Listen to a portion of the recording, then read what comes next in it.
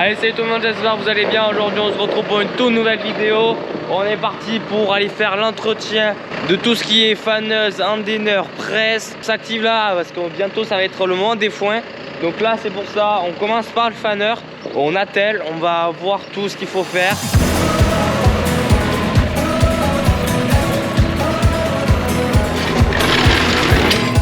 I've been out there on the open road, a million miles and I haven't slowed. I'm burning rubber, racing the thunder.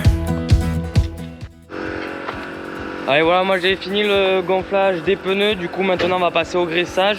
Alors sur les pneus on a mis du 3/5 sur les deux pneus arrière. Ensuite on est en 0,6 sur tous les côtés. Il n'y a que les deux qui sont juste là, qui sont un peu plus gros que j'ai mis à 1 bar. Et après les deux roues qui sont juste devant, je les ai montés à 2 bars. Donc au moins comme ça, ceux-là ça sont à 2 bars. Maintenant il faut s'amuser à trouver tous les graisseurs pour tout bien graisser. Il ne faut pas en oublier un.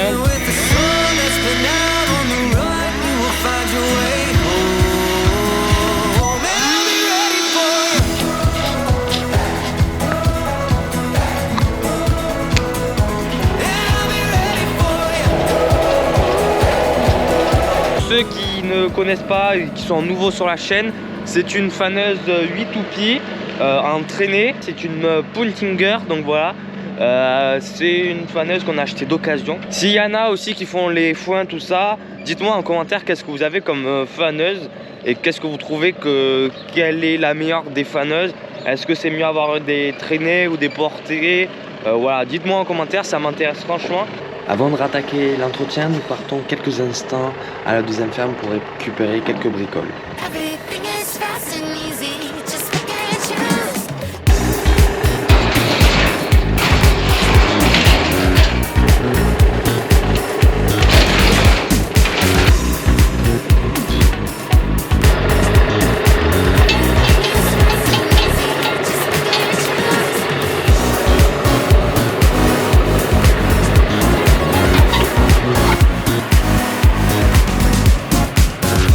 Allez, 17h23 et on a fini de charger.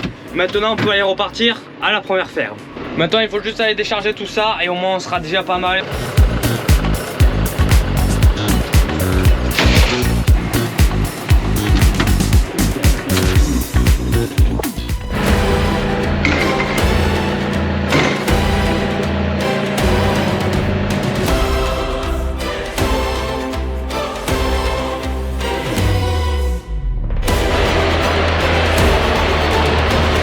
Voilà, c'est la première fois de l'année qu'on sort la presse. Il y a encore de la paille dans le canal, donc c'est pour ça là on va s'amuser à presser un peu tout ça pour pouvoir vider le canal. Donc c'est pour ça là on a fait que 3 indins comme vous avez vu sur les images.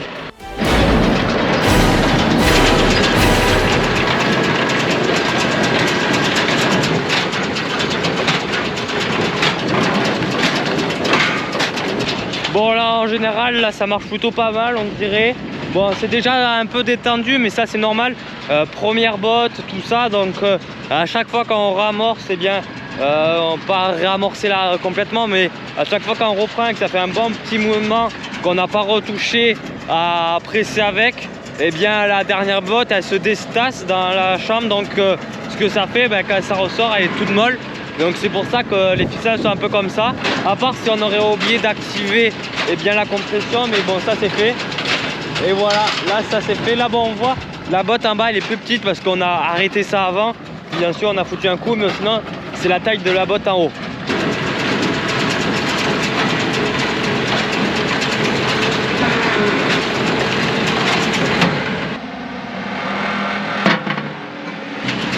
Allez hop, voilà, vous avez eu la parfaite exemple de quand on pète un boulon, donc c'est la sécurité. Que quand il y a trop de fourrage qui arrive d'un coup, eh bien ça pète pour pas tout casser à l'intérieur. Donc il y a un boulon fait exprès comme ça, des fois il pète souvent, des fois il pète pas trop souvent, ça dépend des moments et comment tu roules. Et puis il faut faire très attention là, surtout qu'il y en avait un petit peu, donc il s'est vite cassé le boulon. Donc c'est pour ça, donc après c'est juste à changer tout ça. On perd un peu de temps, mais après aussi c'est pas très grave. Après on a vite fait regarder, donc en fait on les a testés quoi. On a testé l'endaineur, là on a testé la presse. On va voir un peu tout ce que ça fait, mais sinon voilà, un peu pour tout. Donc il faut tester et voir qu'est-ce qu'il y a comme problème pour pouvoir arranger pour cet été.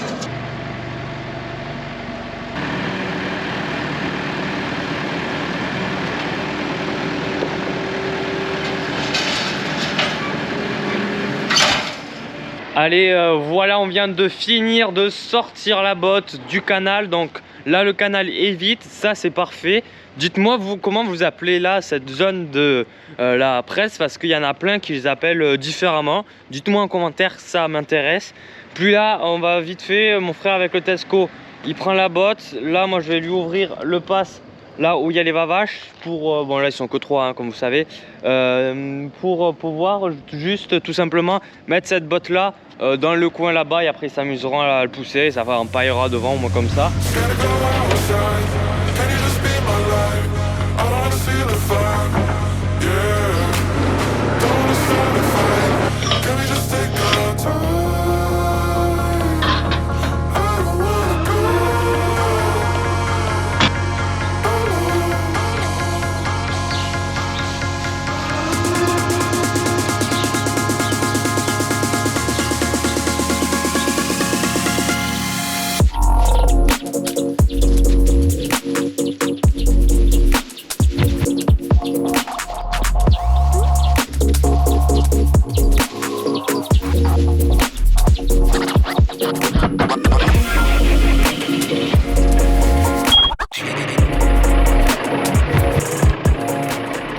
Alors voilà, là on est parti pour aller décharger le plateau, parce que en fait hier soir je suis parti à la deuxième ferme aller chercher tout ce qu'il y a là sur le plateau, donc des chutes de tôle, tout ça, parce que vu qu'ils sont enfin finis de remettre tous les tôles, remplacer tout sur le toit, des toitures, des deux stabilisations, ce qu'il y a c'est que au moins là on a tout refait, et du coup maintenant il reste des chutes comme ça, tout ça.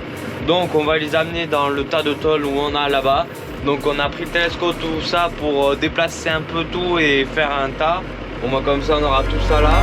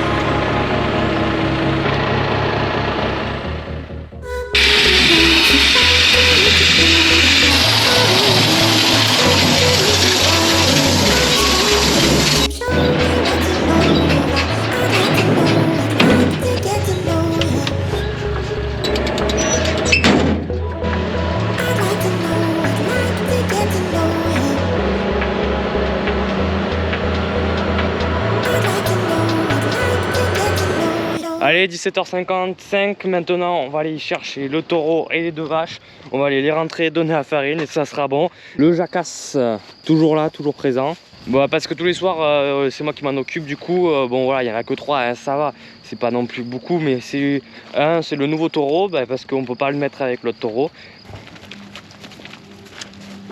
Ces deux-là sont quand même un peu plus vieilles et le taureau il est quand même jeune, donc voilà, le taureau il a un peu du peps, sinon les deux autres vaches habituellement elles restent par là, elles partent pas trop loin à part le matin des fois. Mais voilà, le taureau il veut s'amuser, mais bon, eux sont un peu tranquillou hein.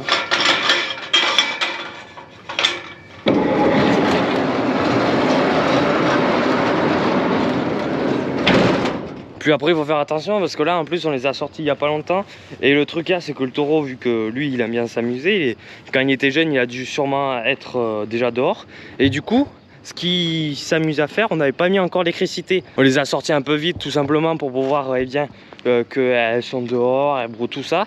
Du coup on n'avait pas mis la clôture, on avait juste mis la ficelle, ça a marché. Les 2-3 premiers jours ça a marché. Il n'y a que le taureau qui a compris qu'il n'y avait pas l'électricité. Du coup à chaque fois il s'amusait à sauter cette clôture là pour aller de l'autre côté, tout ça. Bon, il partait pas loin, mais c'est bon. Mais maintenant, on a mis la clôture. Mais sinon, là-bas, il n'y avait pas encore la clôture. Il nous a pété, mais bon, voilà, il a pété la clôture. Bon, voilà. Mais maintenant, il y a la clôture partout. Là, maintenant, il reste bien dedans. Ils mangent bien ce qu'on leur a donné. Surtout qu'ils ont une parcelle énorme jusqu'à là-bas et ils y vont même pas. Non, on va comprendre pourquoi, mais bon.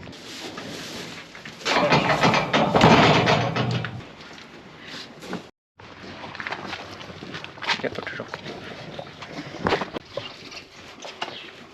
Allez voilà, 18h10, c'est fini. Farine déposée pour les vaches.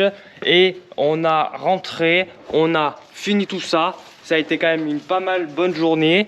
Donc moi et Jacasse et Noix et Michel, on vous dit à plus tard. J'espère que cette vidéo vous aura plu. On se retrouve la semaine prochaine pour une nouvelle vidéo. C'était avec Kylian. Allez, ciao!